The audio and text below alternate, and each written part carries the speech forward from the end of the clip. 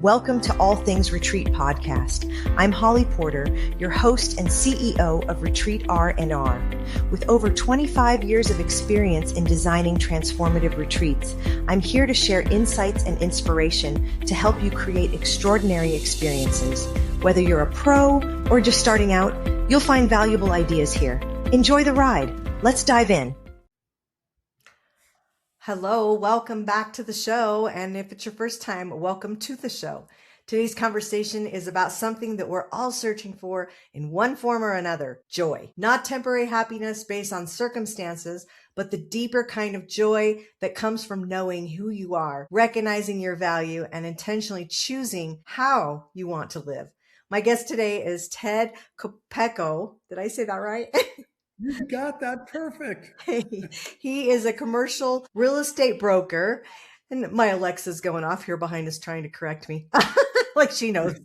And he's an entrepreneur, a speaker, and author of Finding Joy, Journey of You. His book became a #1 international bestseller in the categories of motivational self-help, personal transformation, and self-esteem. Drawing from more than 30 years of business experience, along with the personal challenges and turning points that have shaped his own life, Ted helps people move away from reactive, life-led living and towards intentional, joy-led living. And his message invites us to pause, reflect, connect with our purpose, and recognize that we still have opportunity to write the next chapter of our lives with greater freedom, faith, intention, and joy. Welcome to the show. That was awesome, Holly. I just love that. So thank you. It's an honor to be here. I'm thrilled about being here. You provide such a great value to your audience and your program. I've listened to it, and I got to just tell you, I hope audience, please give a big handout to Holly, because it takes a lot of effort to put these podcasts on and timing and so forth. So thank you for doing what you do. It's an honor to be here. So thanks for the invite. Well, we're happy to have you and come and bring us some joy today. I was sharing with Ted before the show that was my mom's name, who's passed on. So that was probably one of the biggest reasons why I picked him, because he was all about joy. And I'm all about joy too. That's Good awesome. deal. Well, okay, let's talk about a couple things here around joy. Was there in your life a particular moment or a challenge or a season in that you realized that you were living reactively instead of intentionally? Oh gosh, looking back on life, it's a cumulative approach to a lot of this. But there was a couple instances in my life that kind of slapped me up the side of the face and say, wake up, right? That voice in back of your brain. Just a little bit about me. I did write Finding Joy, Journey of You. It's a real book, everybody. It's 400 pages. It's not AI produced. So this really comes from human experience, not AI experience. So first understand that. Finding Joy. Joy, the acronym for joy, everyone, is Journey of You. So as Holly was saying, in the Webster's context, it may be a momentary happiness, maybe a Sunday afternoon barbecue, or going into the gates of Disneyland. But in our context, joy really stands for our journey. And if you really think about it, that makes a whole lot of sense, doesn't it? Yeah. Because our journey in life produces lasting joy versus momentary joy that we may have from time to time. The subtitle is Finding Your Purpose, Value, and Freedom. So the book is not about me. It's about all of us as the human race. I look at us like we're all different flavors of ice cream, but we're all ice cream. You may like pistachio, you may not. At the end of the day, we're all ice cream.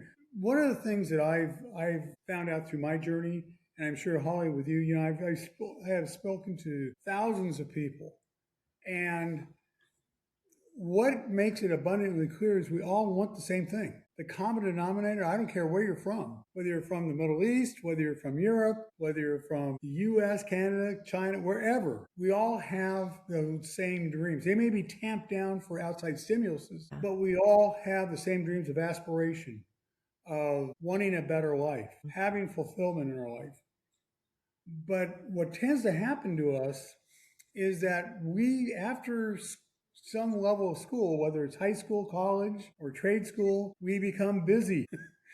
we were told a we were told a certain thing, most of us the same thing when we were young, that was downloaded to our cerebral hard drives that we kept in our adulthood, that came out to be limiting beliefs and latent defects on how we think about ourselves.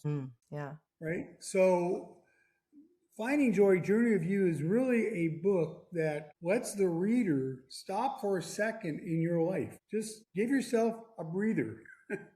Give yourself some grace and some mercy. And what it does is it allows you to stop for a second and realize, is this the life I want? Is this where I want to go to? What's my destination? Where am I leading to? Most of us are so busy in life that we don't even think about that. We're just happy that we survived one day of life to get on Yeah. to the next. Yeah. And most I've of said us, so many times, I'm saving that for a rainy day, and I'm thinking, it's been pouring. Why am I waiting? well, most of us, and when I say most of us, I think at least 95 to 98% of us are in daily struggle. Yeah. Of some And, sort. and, Right. the, I would agree. and the meaning of struggle Yeah. is the loss of freedom in human terms.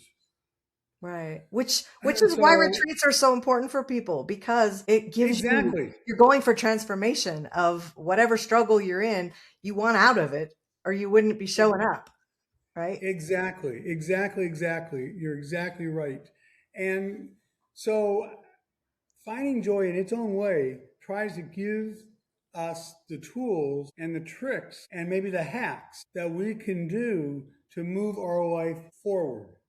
Yeah.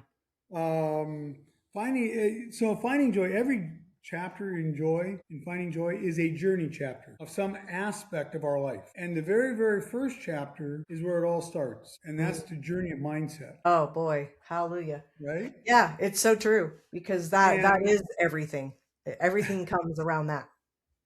when I started this about 5 years ago.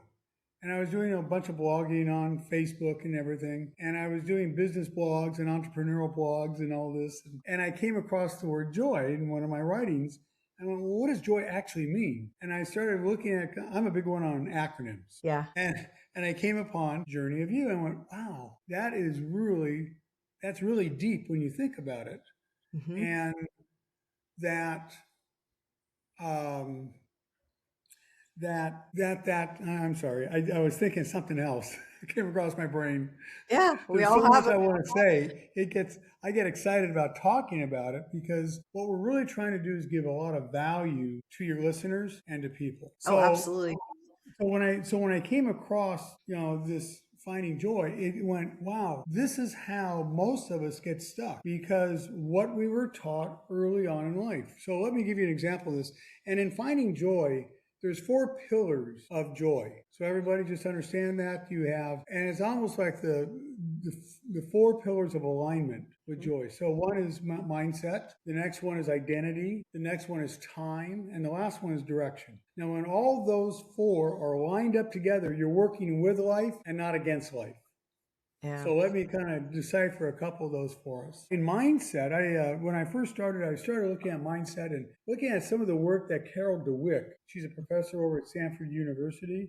She did a tremendous amount of work on mindset. So I started looking at it and reading some of her research. And what she basically said is we have a fixed mindset or we have a growth mindset. And I was thinking, well, maybe there's something else there too. Maybe what we really have is a bandwidth of mindset. None of us really have a fixed mindset, and none of us really have a growth mindset. We're somewhere in between. And so I kind of look at it from a standpoint of most of us, and again, around 95% of us are left side of center towards a fixed mindset. So what is a fixed mindset, right? A fixed mindset really is, well, let me give you another little example. A fixed mindset is where you love your comfort cave. Yeah. You like, if you made it through today, then you'll bear through it tomorrow because you're too afraid to venture out and meet up with a saber-toothed tiger. See, this Right. was drilled into us in our DNA, right? And then it was refortified after, when we were born. What did the doctor do? He held us up by our legs and Smacked our slapped butt. us on the butt, Yeah. right? Well, that was a nice way to come into life with a negative. Yeah. We're right? all And then after that, yeah, then after that, what happened was our parents told us what to do: sit down, get up, eat that, don't do that, stop picking your nose, right? And then we were told things all the time, what and what not to do. Then what happened? We went to grade school, right? Then it became more conformative. We said, okay, let's sit down in chairs. Now from chairs, that teacher up in front is our future boss. And there's some actual videos out there that are just, I mean, so great on this subject. Whereas they actually compare the school classroom to the modern day cubicle offices Oh that we wow. sit in today, Just the right? structure. I mean, and so what happens to our brains for at least 16 to 18 years of our life, from Hmm. grade school, high school, and college? We're basically doing the fundamental thing over and over and over and over again. Yeah. We are fundamentally going into a classroom, a work environment, sitting down, doing what we were told, get up, do it the next day. Hopefully we get an A, because if we get an F, a big F, that's failure and that's bad. Right. And so we indoctrinate ourselves, or the system indoctrinates ourselves, to think in a way that doesn't let our spirit grow, but contain us. So then after college, what happens? Well, we sit at we take all that learning that we had and we may apply it to some career or so. But at the end of the day, we've created a life of work. Yeah. We're working our lives away. Now, I want to put a quick disclaimer in here, is that I'm not against jobs. Jobs are important for each one of us, because they help pay our bills. Mm-hmm. But as I say, don't let a job define who you are, right? Because what tends to happen is we get stuck from our 20s up to our 50s and 60s, we get stuck in that job. And then we wake up one morning going, how did that time go by so fast? What happened? And what happened was we were busy in life. We stopped thinking about ourselves and started thinking about everything around us, when we should be the biggest cheerleader in our own life. Mm-hmm. We're the author of our own book, right? We're the director of our own play. How are you writing your play? So in Finding Joy, Journey of You, especially with mindset, we say, okay, how can we change that direction? In later on in life, can you take our mindset and make those fundamental changes? And we give some great little clues and hacks on how you do that, so that you can start changing the programming that was downloaded your brain when you were young. This is almost like taking an app and putting an app on your phone, right? You want your phone to work a certain way, so you download an app. We were downloaded an app because society wanted us to work in a certain. They created a industrial workforce, which was fine. Now, if you love your job and you know that AI is not knocking on your door to take it, then congratulations, you can stay there. But at the end of this time, right, as you get older, don't be bitter with your choices. Don't be sitting on a couch at age 70, 75, 80, thinking to yourself, wow, if only I would have done something different. No, you had the choices, you just passed them up. So what Finding Joy does, it tries to really highlight to the listeners or to the readers, look, there is a better way. You can move forward in a better way. Find a greater purpose in your life. Everybody, if you got a pen or pencil in your hands, write this down. If you're driving a car, please don't do that. But I will tell you, this is the success sauce. The secret sauce of success, I'm sorry, is find greater purpose, increase your value, become valuable in the process, to have abundant freedom in life and give value to others. That truly is the secret sauce of success. So the next pillar is identity, right? Who are you? What is your branding? How are you presenting yourself to the world? How is the world treating you in life? We go into a lot of depth about identity. Can you change who you are? Can you create a better version of your branding? Gosh, Procter & Gamble, many companies spend billions of dollars on marketing and branding their product lines, but yet we don't spend any money on an investment to ourselves. We don't go to retreats. Most of us don't. We don't invest money into better coaching or getting a mentor in our life. Mm-hmm. What we do is we just kind of wing it. So if we survive today, then okay, hopefully we'll survive tomorrow. Les Brown, one of my mentors, I don't know if you know who he is. Of course. Holly, but Les Brown is just awesome. I love him to death. And he said something like, you only work hard enough so they don't fire you, and they only pay you enough so you don't quit. Yeah. And that's really the essence of where we're at in our life today, most of us. See, most of us didn't get the memo of entrepreneurship. We didn't get the memo of the one that Elon Musk got. Yeah. Because Elon Musk would be a good example of a growth mindset. He didn't look at failure as a setback, but a set up for success. How many rockets did he put up in SpaceX? You know how long SpaceX has been around? About I'm not 25 sure. years. How Yeah, many? about 25 years. Wow. Most of us, it's like, oh, well, they're probably just around the last few years, right? Yeah. No, what you don't see is the dedicated effort to get there. So when you talk about finding joy, journey of you, there's no shortcut. It does take work and it does take effort and it does take investment of who you are, but you are worth it. As Les Brown would tell you, you have greatness in you. You Yeah. just have to pull it out and find it. Yeah. He'll also say something like, most of us aim too low. We're aiming for the moon when we should be aiming for the stars. Yeah. And those are the type of things that we need to really think about to change our mindsets into a better future forward. So identity is a big deal. Time. This is a really the next big one. Are you selling your time on the cheap? Most of us don't think about that, right? We're trying to manage our month so that we don't get behind in our bills. Yeah. Most of us are in struggle, and struggle chases money. Yeah. Success chases value. So time is really important. How do we increase the value of our time? And there's a few simple things we can do. Number one, as Jim Rome would say, you are the sum of the 5 people you hang out with. So who are you hanging with? If they're not promoting you, then stop giving them your time. If you're in toxic relationships, think more of yourself and respect to get out of those relationships. If your friends are holding you back or they're not moving forward in their life, then it's time for a new friendship circle. And we go a lot into that too. So in time, show me your friends and I'll show you your future, right? Yeah.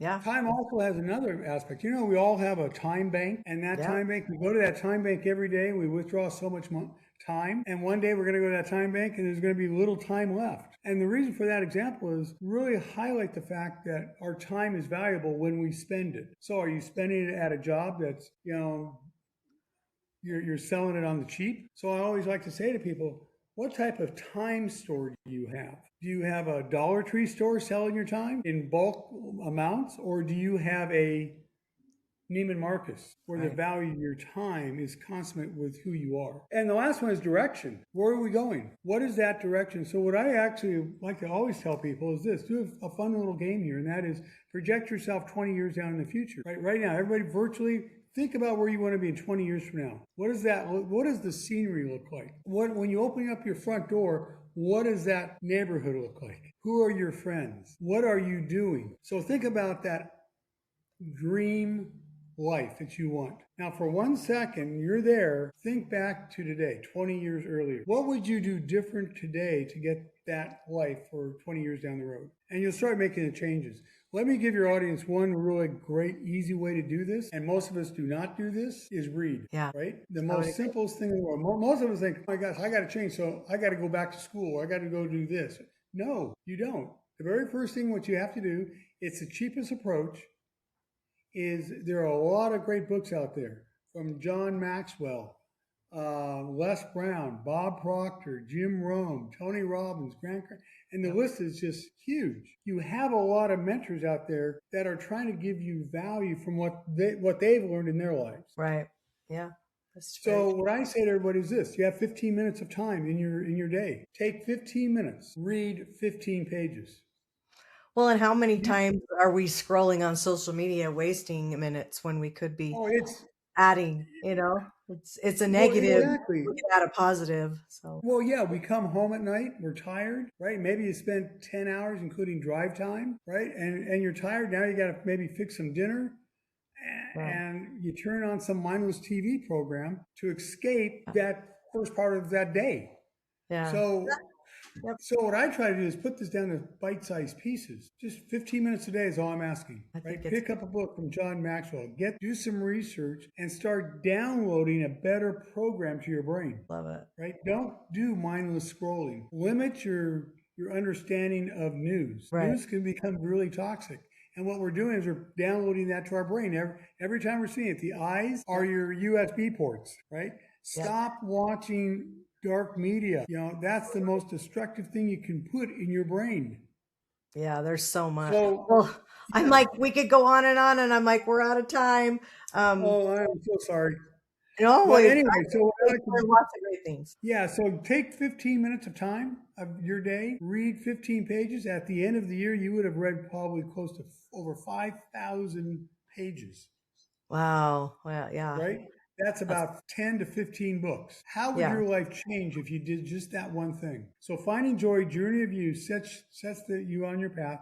This is going to be a cheap plug. Please get Finding Joy, Journey of You first because it's a great primer book for all the others you need to read. Yeah, there's lots to read. Is your book on Audible yet? It is. It's we do have an audio version on it. So you can get it there. You can also pick it up at Amazon, Barnes and Noble, or you can go to our website, www.findingjoy.us, findingjoy.us. Okay. And when you do that, you can get a free workbook, and it's a Great. serious workbook. It's about 80 pages long. And Great. you finish the workbook, give me a reel showing the pages flipped and so forth, and we will send you a Finding Joy Journey of You diploma because you have graduated out of your past life into developing your future life. And it's actually kind of a serious thing. When we put that up on the wall, that becomes your flag to know that you're changing your life for the better. I So, love it. Holly, with your program and your information, it's so valuable for people to take their life and elevate it because they're worth it. We are worth it. The Yes. greatness is in you. I always say God gave us all the dots. We just need to be smart enough to connect them. So go to findingjoy.us. You can message me there and join our community. Well, thank you. And we'll put all that in the show notes too for everyone so they can go grab it there if you didn't get a chance to write it down or maybe you're driving. But well, thanks so much, Ted, for being on the show. And I'm sure everyone's got lots of wisdom from you. So I really appreciate it. And we'll see everyone next time on the show. All right. Bye Hey, for now. take care. Thank you. Thanks for joining us on this episode of All Things Retreat. We hope you're leaving with new ideas, fresh inspiration, and the motivation to take your retreats to the next level. Don't forget to subscribe and leave us a review. It helps us grow and reach more retreat leaders like you. And if you have any questions, topics you'd like us to cover, or just want to say hello, send us an email at info@weretreatrnr.com.